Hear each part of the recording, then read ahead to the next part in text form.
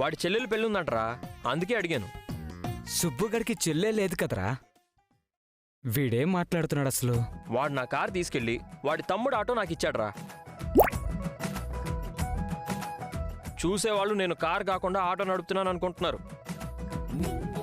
ఓ, ఇప్పుడు అర్థమైంది రోయ్. తెలిసిన వాళ్ళెవరో ఆటో ఎక్కారు కదా. అంతే అంతే, అర్థమైంది కదా. కారు రాగానే కీస్ తీసుకొని నీ దగ్గర పెట్టుకో. పెద్ద ట్రిప్పు పడేలా ఉంది.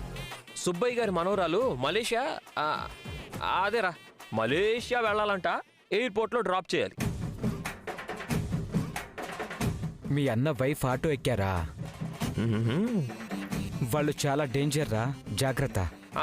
అంతేరా, అందుకే చేశాను. ఉంటాను. అంటే బాలు టెంపరీగా ఈ రోజుకే ఆటో నడుపుతున్నాడా, లేదంటే నేను చూశానని మేనేజ్ చేస్తున్నాడా? ఎక్కడ డ్రాప్ చేయాలి మేడం?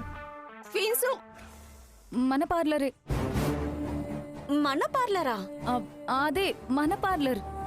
కానీ అతనికి చెప్పారు కదా. అతని వైపు చూస్తూ నీతో చెప్తున్నాను.